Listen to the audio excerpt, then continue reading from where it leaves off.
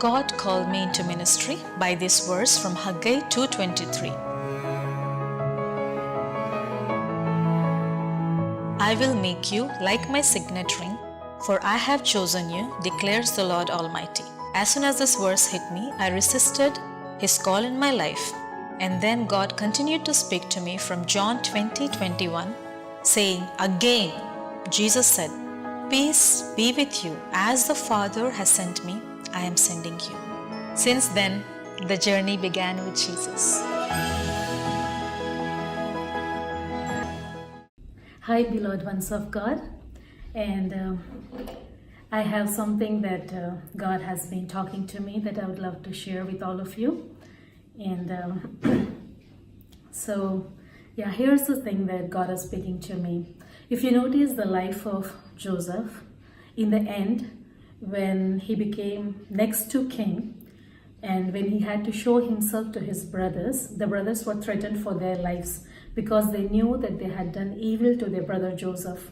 But when Joseph realized that their brothers were frightened of him, he immediately consoled his brother, saying, hey, don't worry. Even though you meant evil for me, God turned it out for good. And I was wondering, how is it possible that Joseph can say such a thing? That too in the height of his success, in the height of his power, when he's filled with so much power, when he's filled with so much of authority, how could he say that? And then God started speaking to me that his heart was focused on God. You see, when something bad happened to us, when we are betrayed, when we are rejected, when we are forsaken, when we are hurting, when we are pained due to relationships in life, where is our focus? Where are we thinking? Where are our eyes? Where is our heart in all this? And if we look to the hurt, if we look to the pain, automatically our focus comes onto the situation. We are focused on the hurt at hand. We are focused on the pain at hand. We are focused on the rejection at hand. We are focused on insult or humiliation. So that's our focus. So when our focus is here, we are not focusing on God. See, we can either be up, we can either look up or either look down.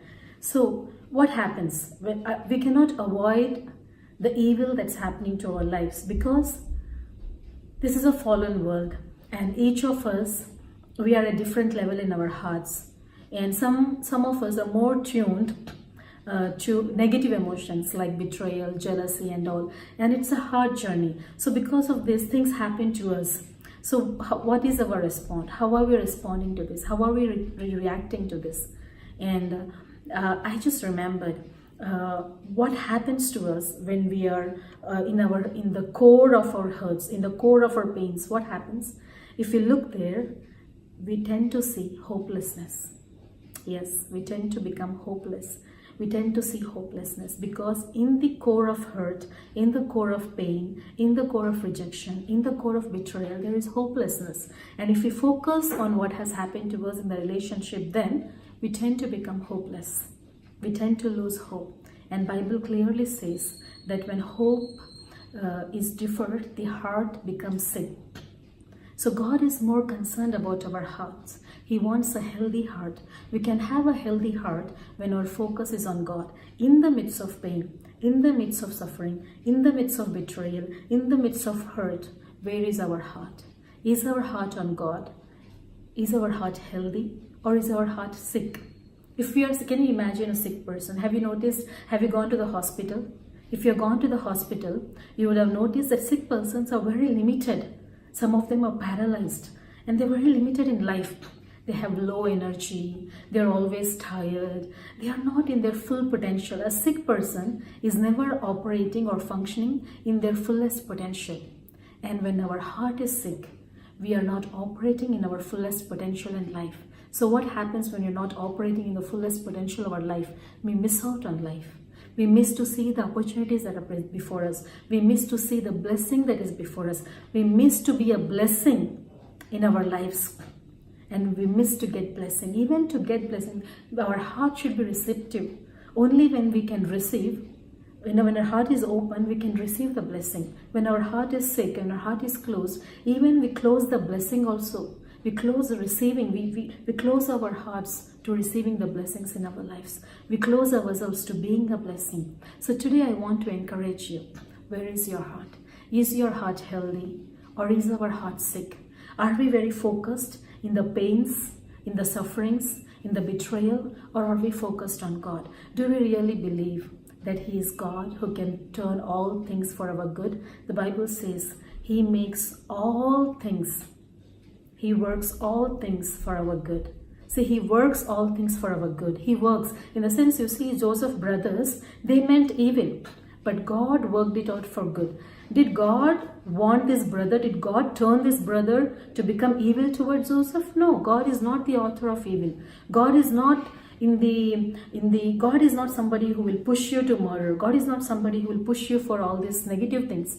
God is not the author. He doesn't do this.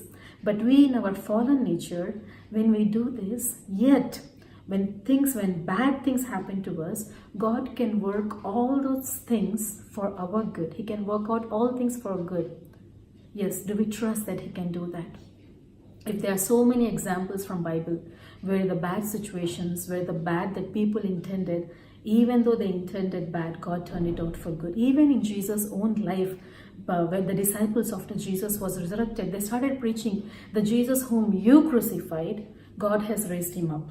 The Jesus whom you did this, God raised Him up. So we meant evil, but God turned it out for good.